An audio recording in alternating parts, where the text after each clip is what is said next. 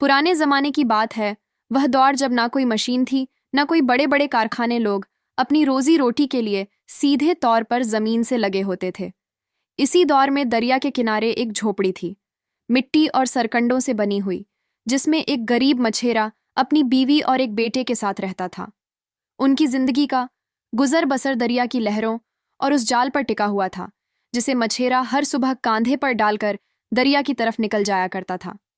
कभी मछलियां आती और कभी नहीं, मगर उस मछेरे का दिल बहुत बड़ा था। जितना भी मिलता उसी में खुश रहता। रात को तीनों मिलकर वहीं सूखी सूखी मछलियां सेकते, दरिया के पानी से प्यास बुझाते और फिर वहीं झोपड़ी में जमीन पर बिस्तर लगाकर सो जाते। ना कोई शिकायत, ना कोई शिकवा। वक्त गुजरता रहा। मछेरा रोज की तरह जाल लेकर दरिया की सिमट जाता। बेटा भी साथ होता। नन्हे कदमों से चलता बाप के पीछे पीछे वो छोटा सा बच्चा हर रोज अपने बाप को देखता, किस तरह वह जाल समेटता, किस तरह दरिया की मौजों से लड़ता। मगर इंसान भी तो फानी है ना। वक्त ने धीरे धीरे उस मछेरे के बालों में सफेदी भर दी, पीठ झुका दी। हाथ वो ताकत खोने लगे जिससे कभी जाल को खींच लिया करता था।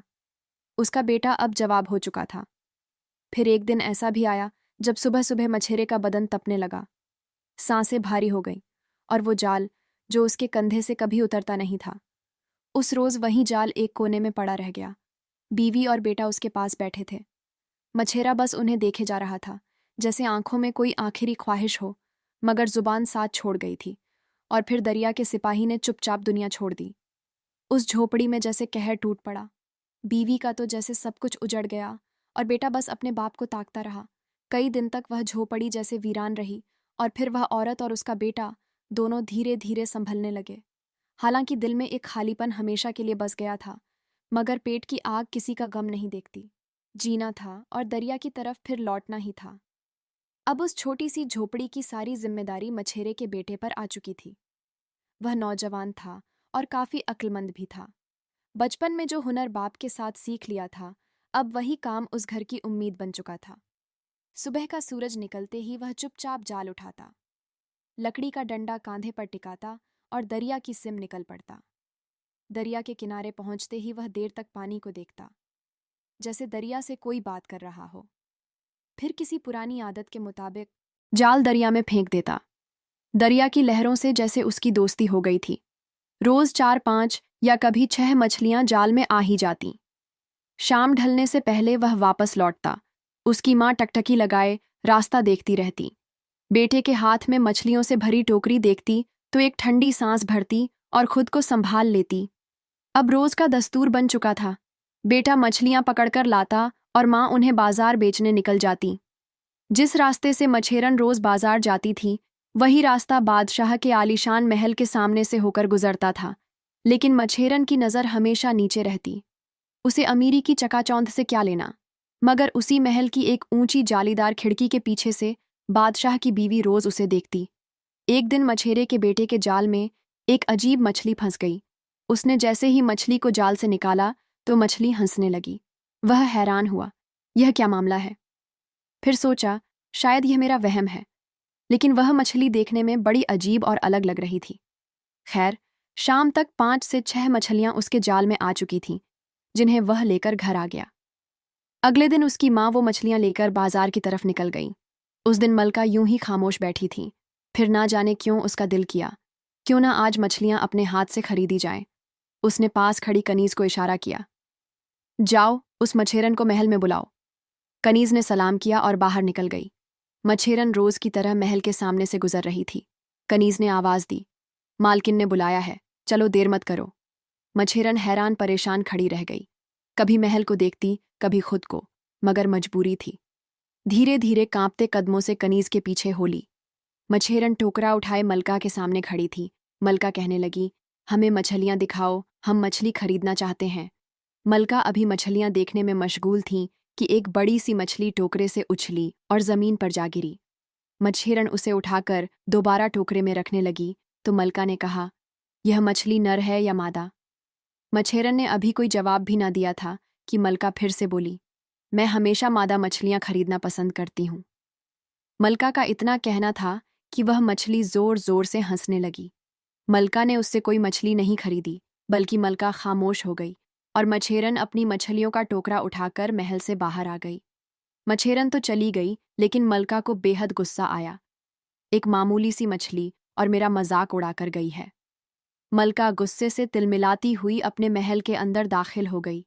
शाम को बादशाह जब महल लौटा तो मलका को इस तरह मुंह बनाए देखा और कहने लगा, क्या बात है, किसी ने कोई बात कर दी है या कुछ बुरा लग गया है? मलका कहने लगी, नहीं, ऐसी तो कोई बात नहीं। बादशाह ने फिर पूछा, क्या तुम्हारी तबीयत खराब है? मलका ने कहा, नहीं, मैं ठीक हूं। बादशाह कहने लगा, अच्छा तो बताओ, क्या बात है? तुमने अपनी हालत क्या बना रखी है? रोजाना जब हम महल में आते हैं तो तुम हमारा इस्तकबाल करती हो, लेकिन आज तुम इस तरह से नाराज होकर बैठी हो। क्या हमारी कोई बात बुरी लग गई है? मलका ने इस पर भी असबात में सर हिलाया। बादशाह कहने लगा, फिर बता ही दो, आखिर माजरा क्या है? मलका ने कहा, आज एक मछली ने मेरी तौहीन की है। मछली ने तौहीन की है। बादशाह को बड़ा ताज्जुब हुआ। एक मछली किसी की तौहीन कैसे कर सकती है? हाँ, मछली ने तौहीन की है। मलका ने बादशाह को बताना शुरू किया, आज एक मछेरन हमारे महल के पास से गुजर रही थी। हमारा जी चाहा कि आज हम खुद मछली खरीदें। यही सोचते हुए हमने उस मछेरन को अपने महल में बुला लिया। मछेरन की टोकरी से एक बड़ी सी मछली जमीन पर गिरी। हम उसे खरीदना चाहते थे, लेकिन हमने उस मछेरन से सिर्फ यही पूछा कि यह नर है या मादा। मछेरन ने कहा कि यह नर है, तो हमने कहा कि हम तो हमेशा मादा मछली खरीदना पसंद करते। बस इतनी सी बात पर वह मछली जोर जोर से हंसने लगी और हमारी तौहीन कर दी। पूरी बात सुनने के बादशाह और भी हैरान हुआ।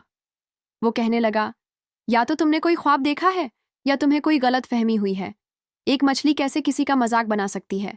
लेकिन मलका कहने लगी, ना तो हमने कोई ख्वाब देखा है और ना ही हमें कोई गलत फहमी हुई है। आज ही यह वाकया मेरे साथ पेश आया है।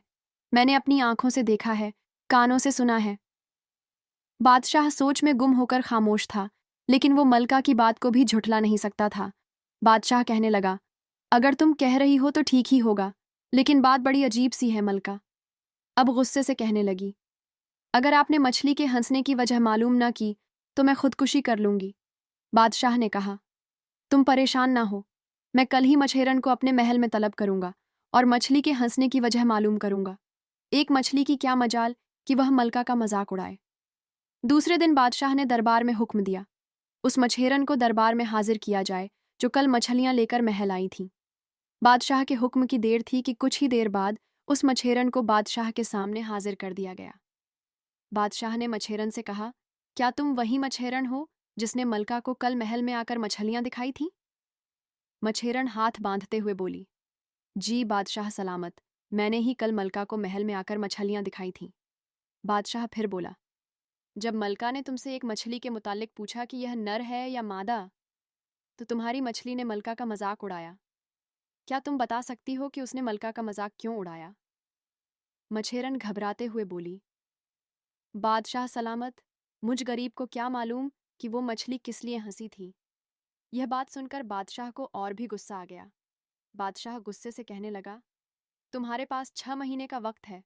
अगर इस 6 माह में तुमने इस बात का पता ना लगाया कि वह मछली मलका का मजाक उड़ाकर क्यों गई, तो तुम्हें कत्ल कर दिया जाएगा। गरीब मछेरन करती तो क्या करती, बादशाह का हुक्म था, वो इनकार भी नहीं कर सकती थी। ऐसी सूरत में उसका सर कलम कर दिया जाता। वो 6 माह का वक्त लेकर घर आ गई।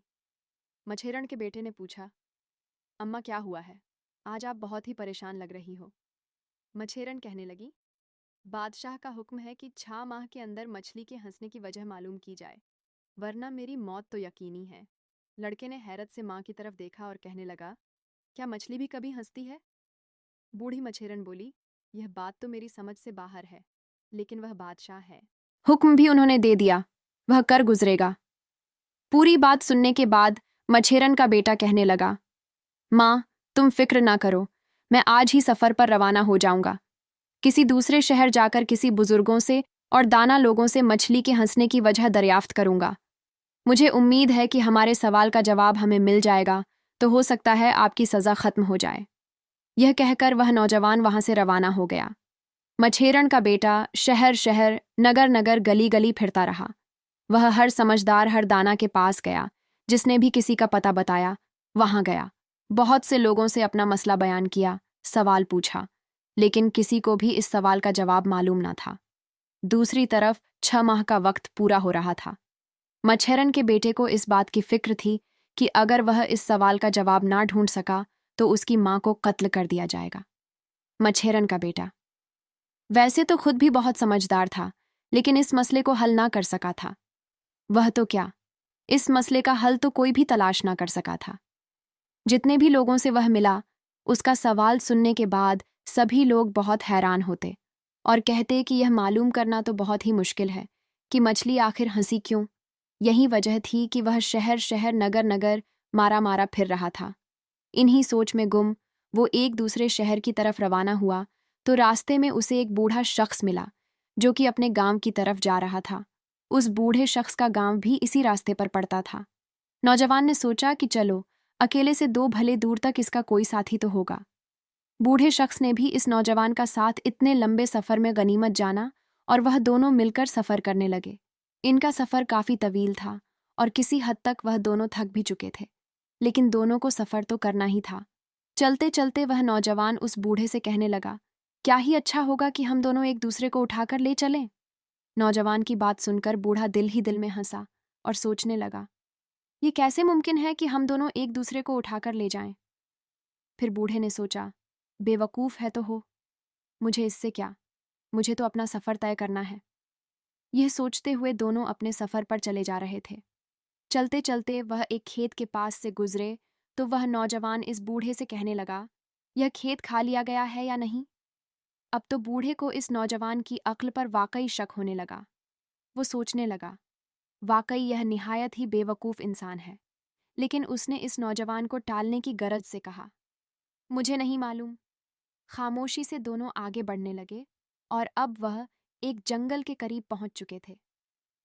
नौजवान ने अपनी जेब से चाकू निकाला और बूढ़े की तरफ बढ़ाते हुए बोला, यह चाकू लो और 2 घोड़े ले आना, लेकिन एक बात का ख्याल रहे, यह चाकू बहुत ही कीमती है, इसे वापस लाना ना भूलना।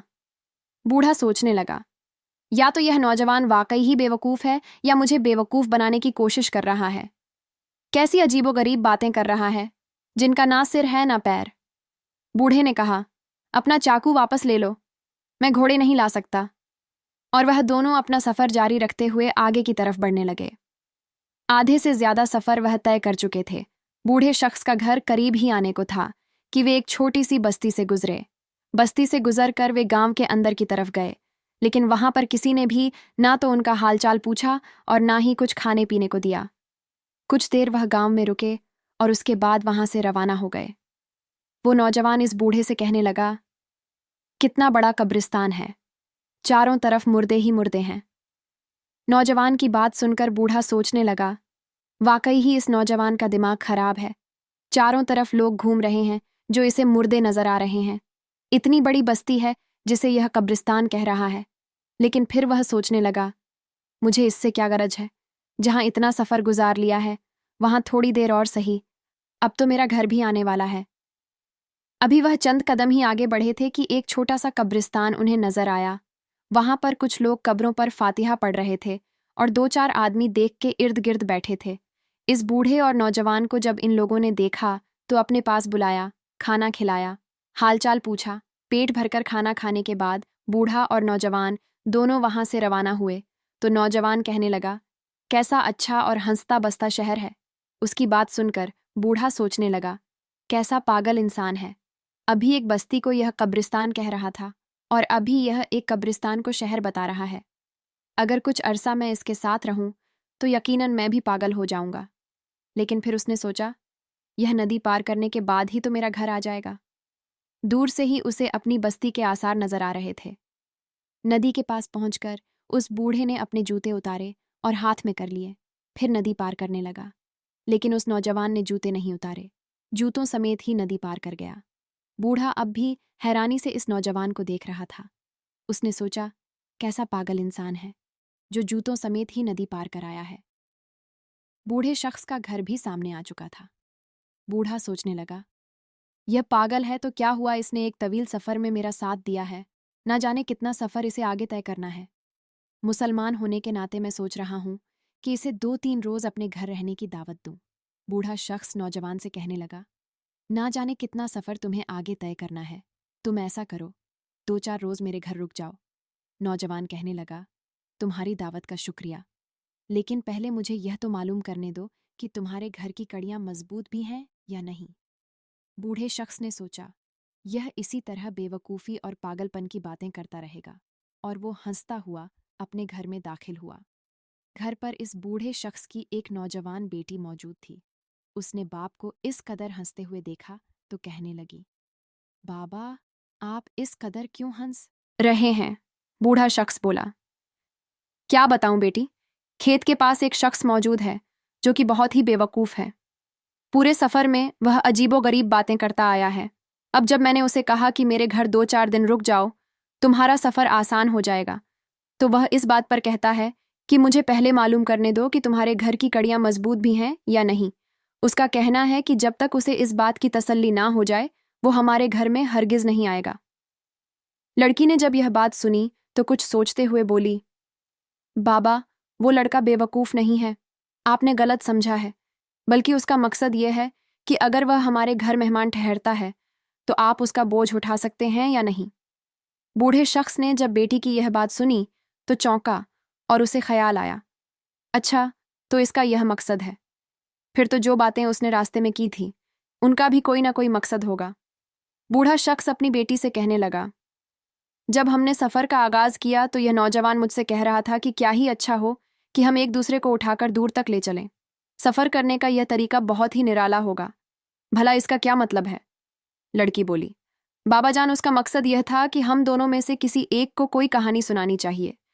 इस तरह से हमारा सफ़र बहुत ही आसान हो जाएगा। बूढ़ा शख्स इस बात में सर हिलाते हुए बोला, अच्छा। फिर वह बोला, जब हम एक खेत के पास से गुजर रहे थे तो इसने कहा कि यह खेत खाया हुआ है या नहीं, इससे क्या मुराद हुई? लड़की बोली, बाबा, इसका मतलब तो बहुत ही आसान है। खेत के मालिक पर अगर कर्ज है तो फिर यह खेत खाया जा चुका है, लेकिन अगर कर्ज नहीं है तो खेत से निकलने वाली फसल मालिक के घर जाएगी और वह माला माल हो जाएगा। बूढ़े ने कहा, अच्छा, इसका यह मतलब है। अब बूढ़े शख्स को इस बात का एहसास हो रहा था कि पूरे रास्ते वह जिस नौजवान को बेवकूफ़ और कम अक्ल समझता आया था वह तो बहुत ही ज़हीन था। बूढ़ा फिर से बोला, जब हम एक घने जंगल के करीब से गुजर रहे थे, उस शख्स ने मुझे अपना चाकू दिया और कहा कि जंगल से 2 घोड़े ले आओ, और यह चाकू बहुत ही कीमती है, इसे वहां छोड़कर ना आना। इसका क्या मतलब है? लड़की बोली, बाबा जान, इसका मतलब यह था कि उसने कहा था कि जंगल में जाओ और 2 लाठियां काट कर ले आओ, और हिफाजत के लिए 2 लाठियां 2 घोड़ों के बराबर होती हैं। और चाकू लाने का उसने इसलिए कहा था कि वह दोबारा से इस तरह की लाठियां बनवा सके। बूढ़ा शख्स इन बातों के मतलब जानने के बाद बहुत ही हैरान हो रहा था। वह फिर से बेटी से कहने लगा, और जब हम एक बस्ती में पहुंचे तो यह शख्स कहने लगा, कितना बड़ा कब्रिस्तान है। और जब हम एक कब्रिस्तान से गुजरे तो यह कहने लगा, कितना बड़ा शहर है। यह कैसी अजीब बात की ना? लड़की ने कहा, इस बस्ती और कब्रिस्तान से गुजरते हुए कोई ऐसा वाकया आपके साथ पेश आया था जिस पर उसने यह बात की? बूढ़ा कहने लगा, कोई खास वाकया तो पेश नहीं आया, बल्कि बस्ती में तो हमसे से किसी ने पानी तक नहीं पूछा, जबकि कब्रिस्तान से गुजरते हुए कुछ लोगों ने हमें खाना खिलाया था, हमारा हाल भी दरियाफ्त किया और यह भी पूछा कि आप दोनों किस तरफ जा रहे हैं। लड़की मुस्कुराते हुए बोली, बाबा जान, वो लड़का बेहद ज़हीन है। उसने इतनी बड़ी बस्ती को कब्रिस्तान इसलिए कहा कि वहाँ के जीते जागते लोगों ने आपसे ना तो खाने के मुतालिक पूछा और ना ही सफ़र के मुतालिक पूछा, जबकि कब्रिस्तान में आपसे हालचाल भी पूछा गया और आपको खाना भी खिलाया गया। यही वजह थी कि उसने एक बस्ती को कब्रिस्तान वहाँ के लोगों को मुर्दा करार दिया, जबकि एक कब्रिस्तान को एक शहर का नाम दिया, क्योंकि वहाँ पर आपसे अच्छा सुलूक किया गया था। बूढ़ा शख्स कुछ सोचते हुए बोला, अच्छा बेटी, एक आखिरी बात का मतलब भी बता ही दो। लड़की बोली, क्या बाबा जान? तो बूढ़ा शख्स कहने लगा, जब हम नदी पार कर रहे थे तो मैंने अपने जूते उतारकर हाथ में कर लिए, जबकि वह जूतों समेत ही नदी पार कर आया। अब देखो ना कितना बेवकूफ़ इंसान है। लड़की मुस्कुराते हुए फिर से बोली, बाबा जान, नदी में इस तरह के नुकीले पत्थर होते हैं जो हमारे पाँव में चुभने की वजह से हमें तरह तरह की बीमारियों में मुब्तला कर सकते हैं और हमारे लिए बहुत ही नुकसानदेह साबित हो सकते हैं। मैं खुद भी यही सोचती हूँ कि नदी पार करते हुए कभी भी जूता नहीं उतारना चाहिए।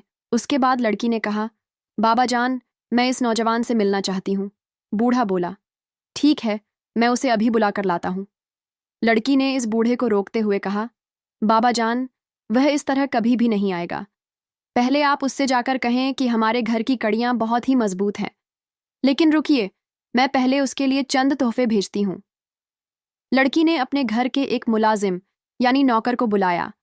उसे 12 रोटियां घी से भरा एक बर्तन और दूध से भरी हुई एक मटकी देकर खेतों की तरफ रवाना किया और नौकर से कहा, मेरा एक पैगाम उस शख्स तक पहुंचा देना। उस मुसाफिर को कहना कि चांद पूरा है, साल में 12 महीने होते हैं और समंदर का पानी किनारों से बाहर बह रहा है। नौकर खेत की तरफ रवाना हो गया जहां वह मछेरा बैठा हुआ था। अभी नौकर ने थोड़ा सफर ही किया था कि रास्ते में उसे अपना छोटा बेटा मिल गया जो भूखा था। नौकर सोचने लगा, इतना खाना वो मुसाफिर कहाँ खाएगा? अगर इसमें से कुछ खाना मैं अपने बच्चे को खिला दूं तो क्या हर्ज है। नौकर ने कुछ खाना खुद भी खा लिया और अपने बेटे को भी खिला दिया। उसके बाद वह उस मछेरे के पास जा पहुंचा। उसे खाना देते हुए बोला, तुम्हारे लिए एक पैगाम भी है। चांद पूरा है, साल में 12 महीने होते हैं और दरिया का पानी किनारों से बह रहा है। नौकर ने खाना भी दे दिया और यह पैगाम भी सुना दिया। वो भला इस बात को कैसे समझ सकता था? मछेरे ने जब खाना खोला तो इतनी चीजें मुकम्मल न थीं जिनका पैगाम इसे मिला था। नौजवान बोला, ठीक है, अपनी मालकिन को मेरा सलाम कहने के बाद एक पैगाम दे देना। चांद नया है, साल में 12 महीने नहीं 10 महीने हैं और समंदर का पानी भी किनारों से बाहर नहीं बह रहा। नौकर बिना सोचे समझे जिस तरह उस लड़की का पैगाम इस मछेरे तक लेकर आया था, उसी तरह बगैर सोचे समझे इस मछेरे का पैगाम उस लड़की के पास ले गया। लड़की ने जब यह सुना तो वह समझ गई कि खाना बिल्कुल मुकम्मल उस शख्स तक नहीं पहुंचा, बल्कि बहुत सा खाना रास्ते में ही निकाल लिया गया है। लड़की ने फौरन ही बूढ़े से कहने लगी, बाबा जान, अब आप जाओ और उस नौजवान को अपने घर ले आओ। बूढ़ा फौरन गया और उस नौजवान को अपने घर ले आया। लड़की तो इस नौजवान की जहानत की दीवानी हो चुकी थी। वह बहुत ही खूबसूरत नौजवान था और ज़हीन भी बहुत था। मछेरा घर पहुंचा। उसके बाद बेटी ने पूछा, तुम इतने लंबे सफ़र पर क्यों निकले हो? आखिर तुम्हारा मकसद क्या है? लड़के को भी इस बात का अंदाज़ा हो चुका था कि यह लड़की बहुत ही ज़हीन है और मछली के हंसने का मकसद भी बता सकती है। लड़के ने अपनी पूरी दास्तान सुना दी और यह भी कहा कि 6 माह पूरे होने में चंद ही रोज़ बाकी हैं, उसके बाद मेरी माँ को सूली पर लटका दिया जाएगा। लड़की ने कहा, तुम घबराओ नहीं, मैं कल ही अपने बाबा के साथ तुम्हारे साथ चलूंगी और मछली के हंसने की वजह बादशाह को बता दूंगी। चंद रोज़ का सफ़र तय करने के बाद वह मछेरा और यह नौजवान लड़की और उसका बाप उस बूढ़ी मछेरन के पास जा पहुंचे। मछेरन बेटे की जुदाई और मौत के खौफ से बेहाल हो चुकी थी। अपने बेटे को सामने देखकर बूढ़ी मछेरन बहुत ही खुश हुई। नौजवान कहने लगा, यह लड़की बादशाह को मछली के हंसने की वजह बताएगी।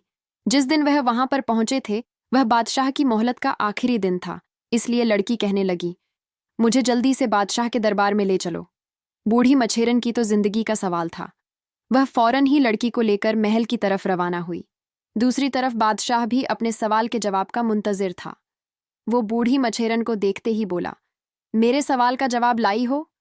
बूढ़ी मछेरन कहने लगी, जी बादशाह, ये लड़की आपके सवाल का जवाब देगी। बादशाह ने एक नज़र इस कमसिन लड़की की तरफ देखा और सोचने लगा, जिस बात का मतलब कोई भी नहीं बता सका, उस बात का मतलब यह छोटी सी लड़की क्या बताएगी।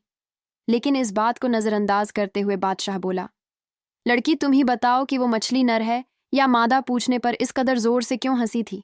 लड़की बोली, बादशाह, अगर जान की पनाह पाऊं तो मैं अर्ज करूं। बादशाह बोला, ठीक है, हमने तुम्हारी जान बख्श दी, लेकिन हमें हमारे सवाल का जवाब चाहिए। अगर तुम हमारे सवाल का जवाब ना दे सकी तो तुम्हारी जान बख्शी नहीं होगी, बल्कि यहीं दरबार में तुम्हें कत्ल कर दिया जाएगा। लड़की बोली, आप मेरी जान बख्शने का वादा करते हैं तो मैं आपको बताती हूँ। जब मलका ने मछेरन से पूछा था कि यह मछली नर है या मादा, और साथ ही यह भी कहा था कि मैं हमेशा मादा मछली खरीदना पसंद करती हूँ, तो वह मछली जोर जोर से हंसने लगी थी, क्योंकि इस सवाल से मछली को पता चल गया था कि मलका ने अपने महल में कनीज़ों के भेष में एक ऐसे नौजवान को छुपा रखा है जिसे वह इश्क करती है। मतलब कि अपने आशिक को लड़की बनाकर दरबार में रखा हुआ है। यह बात सुनकर बादशाह को बहुत गुस्सा आया और वह कहने लगा, अगर इस बात की तस्दीक ना हुई, अगर यह बात झूठी साबित हुई, तो तुम सोच भी नहीं सकती कि तुम्हारा अंजाम क्या होगा। लड़की ने बहुत ही मुतमिन होकर जवाब दिया, इसका हल भी है। हमारे पास आप महल में एक बड़ा सा गड्ढा खुदवाएं और तमाम कनीजों को यह हुक्म दें कि वह बारी बारी इस गड्ढे से कूदकर दूसरी तरफ जाएं। बादशाह ने ऐसा ही किया। तमाम कनी और मलका भी वहां पर आ पहुंची। बादशाह का हुक्म सुनते ही तमाम कनी एक एक करके उस गड्ढे से पार जा रही थी। बाकी सब तो लड़कियां थीं, इसलिए वह बारी बारी इस गड्ढे में गिरती गई, जिन्हें उठाने के लिए वहां पर नौकरानियां और मुलाजिम भी खड़े थे। लेकिन इनमें से एक कनीज ही इस गड्ढे को पार कर सकी। बादशाह के हुक्म के मुताबिक उस कनीज को एक तरफ ले जाकर जब तस्दीक की गई, तो यह बात साबित हो गई कि वाकई वह औरत नहीं बल्कि आदमी था। यह देखकर बादशाह ने फौरन ही हुक्म दिया कि मलका का सर कलम कर दिया जाए और साथ ही उस नौजवान को भी कत्ल कर दिया जाए, जो कि कनीज की सूरत में महल में रह रहा था। उसके बादशाह ने इस ज़हीन लड़की और मछेरन के बेटे की शादी करवा दी। उन्हें रहने के लिए महल में जगह भी दी और बहुत से इनामात से भी नवाजा। तो दोस्तों, इस तरह एक मछली की वजह से अपनी माँ के लिए वो नौजवान सफ़र पर निकला और फिर गरीबी से महल में रहने तक का सफ़र तय किया। अगर उस दिन मछली ना हंसती, तो शायद ना ही बादशाह को असलियत पता चलती और ना ही वह नौजवान गरीबी से महल तक का सफ़र तय कर पाता। लेकिन यह सब कहने की बातें हैं। असल सबक ये है कि जो मिलने वाला होता है वह मिलकर ही रहता है। अगर यह कहानी पसंद आई हो तो लाइक करना ना भूलें। शुक्रिया।